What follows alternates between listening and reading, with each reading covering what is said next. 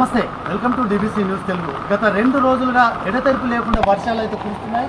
అందులో భాగంగా ఈరోజు సిద్దిపేట జిల్లాలో జల దిగ్బంధంలో మునిగిపోయింది. కోమలి చెరువు ఉప్పొంగడంతో కూడా ఈ నాల కూడా ఉధృతంగా ప్రవహిస్తూ కూడా పలు ప్రాంతాలు, పలు కాలనీలు, ఇటు శ్రీనగర్, హరిప్రియ నగర్, శ్రీనివాస్ నగర్తో పాటుగా సీతారామయ్య థియేటర్, శ్రీనివాస్ థియేటర్ పక్కన కూడా ఈ నాలా పక్కన కూడా ఉధృతంగా కూడా వరద ప్రవహిస్తుంది. అంతేకాకుండా ఇక్కడ ప్రస్తుతం కూడా ఇక్కడ పలు కాలనీలు కూడా నీట మునిగి కూడా వివిధ అపార్ట్మెంట్లో కూడా నీళ్లు చేరి జనాలు అయితే చాలా అస్తవ్యస్తంగా చాలా ఇబ్బంది పడుతున్న పరిస్థితి ఉన్నది. అంతేకాకుండా ప్రస్తుతం కూడా ఇంతకుముందే కూడా దీనికి సంబంధించి కూడా అధికారులు కూడా అప్రమత్తం చేశారు. ఇటు సిపి కావచ్చు, సిపి మేడం, అలాగే కలెక్టర్ కూడా ఈ యొక్క వరద ఉధృతిని కూడా పరిశీలించడానికి పర్యవేక్షించారు. ప్రజలకు కూడా అప్రమత్తంగా ఉండడం కూడా పలు సూచనలు అయితే చేస్తున్నారు. అంతేకాకుండా అంటే గతంలో ఈ వర్షం ఇంత భారీగా పడ్డదా లేదా పలు విషయాలు అయితే తెలుసుకున్నాం. చెప్పండి అన్న, ఇంత భారీ వర్షం ఎప్పుడైనా పడ్డదా? ఈ కోమలి చెరువు ఉప్పొంగుతుంది, అసలు ఇంత రోడ్డు మొత్తం జల దిగ్బంధం నిండిపోయింది, అసలు ఎప్పుడైనా అయితే జరిగిందా? నా పేరు వెంకటయ్య గౌడ్, రిటైర్డ్ మాస్టర్. నేను గత 45 years నుంచి సిద్దిపేటలో ఉంటాను. నేను 40 సంవత్సరాల క్రితం ఈ లో లెవెల్ బ్రిడ్జ్ ఉన్నప్పుడు 2 కార్లు కొట్టుకపోయింది. ఆ తర్వాత మళ్ళీ ఇప్పుడే చూస్తున్నాము. దానికి గల కారణం ఏంటంటే వర్షం ఎప్పుడో వస్తున్నాయి అవి. కాకపోతే దానికి గల కారణం ఏంటంటే ఇక్కడ మన కొమర్షియల్ నుంచి మద్దతు దింకినప్పుడు ఎప్పుడైతే నాలా ఉందో ఆ నాలాను కుంచుగా చేశారు. మెల్ల దగ్గర తీసి గోడ కట్టిన తర్వాత దాదాపు ఒక సగం నాల, అంటే ఇంత డబుల్ నాలా ఉండేది.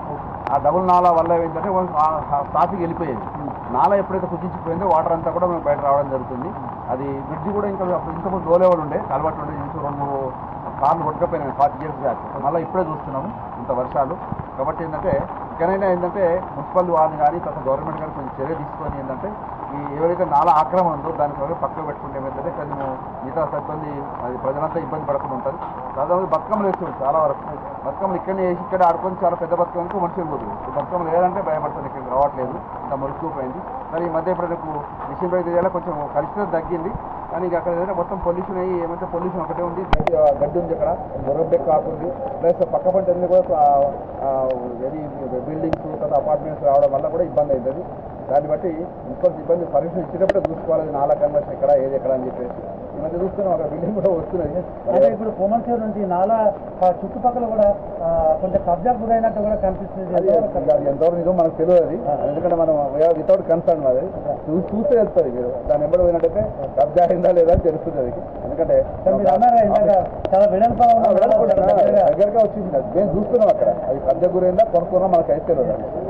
అంతేకాకుండా ప్రస్తుతం కూడా ఈ విషయంలో హైదరాబాద్ అంటే గతంలో హైదరాబాద్ బాగానే హైదరాబాద్ ఇప్పుడు ఇక్కడికి ఎంతైనా రావాలని అవసరం ఉండాలి. సిద్దిపేట పెట్టుకోండి, అక్కడ హైదరాబాద్ పెట్టండి, సిద్దిపేట పెట్టండి. సిద్దిపేట అర్బన్ డెవలప్మెంట్ అన్నది ఎట్లా ఉంది కూడా ఉంది. దాని ప్రకారం మనం చూసుకోవాలి, గవర్నమెంట్ ఆఫీసర్ చూసుకోవాలి, తర్వాత సిబ్బంది చూసుకోవాలి, తర్వాత మనకు వాళ్ళు ఉన్నారు కాబట్టి వాళ్ళ బాధ్యత అది. మనం ఎందుకంటే సామాన్య ప్రజలము, మనం చెప్పినా తప్పైతే చెప్పగలం తప్పవుతుంది. ఈ రోజుల్లో మంచి చూసినా కష్టమవుతుంది. చాలా వరకు ఏంటంటే కొంచెం నియంత్రణ తగ్గింది.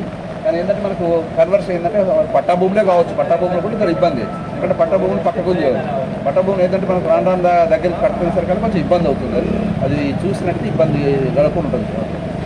Thank you.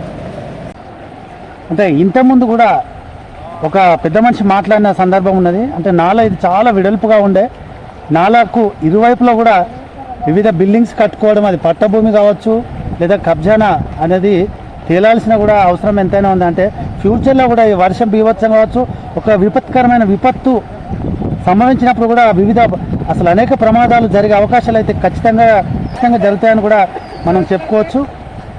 చూసుకోవచ్చు, ఇక్కడ విజువల్ చూసినట్టయితే ఈ బిల్డింగ్ లోపల కూడా వాటర్ ఉధృతంగా ప్రవహిస్తున్న పరిస్థితి అయితే మనకు కనిపిస్తుంది.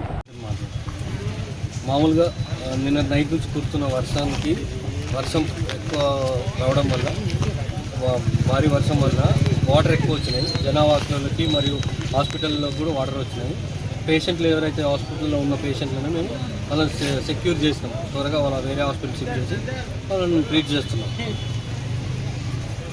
ఈ యొక్క హాస్పిటల్ యాజమాన్యం అయితే సురక్షితంగా వేరే హాస్పిటల్కు పేషెంట్లను తరలించినట్టుగా చెప్తున్నారు.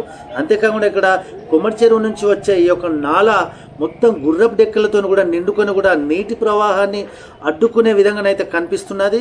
ఏది ఏమైనప్పుడు కూడా గతంలో కూడా మున్సిపల్ అధికారులు దీని మీద క్లీన్ చేసినట్టు కూడా, అంటే ఈ యొక్క చెట్లను కూడా తీసేసినట్టు కూడా మనం చూసాము. కానీ ఇది నామమాత్రంగానే చేసినట్టు కూడా మనం భావించవచ్చు. ఎందుకంటే చూడు ఇక్కడ విజువల్లో చూసినట్టయితే ఎక్కడిదక్కడ కూడా నీటి ప్రవాహాన్ని అడ్డుపడుతున్నట్టుగానే మనకు కనిపిస్తుంది. అంతేకాకుండా ఇక్కడ సుదూర ప్రాంతాల నుంచి సిద్దిపేటకు వచ్చే నిత్యం ప్రయాణించే ప్రయాణికులు మాత్రం అత్యవసరమైతే తప్ప బయటికి రాకూడదు, సిద్దిపేట కూడా రాకూడదని కూడా అధికారులు అయితే సూచనలు అయితే చేస్తున్నారు. ఇక్కడ రోడ్డుకు ఇరువైపులా కూడా అంటే ఇప్పుడు బస్సు ప్రయాణాలు కూడా బస్సు ప్రయాణాలు కూడా ఆపేసిన పరిస్థితి ఉన్నది. ఇరువైపులా బారికేడ్లను పెట్టి కూడా పోలీసులు కాపలా కాస్తున్నారు. ఎందుకంటే ఏ క్షణం కూడా అంటే ఇంకా వర్షం కూడా వచ్చే అవకాశాలు ఉన్నాయి కాబట్టి కూడా ఇక్కడ నిత్యం కూడా అధికారులు పర్యవేక్షణలో కూడా ఇక్కడ కాపు కాస్తున్న పరిస్థితి అయితే ఉన్నది. కెమెరామెన్ రమేష్తో భూపతి.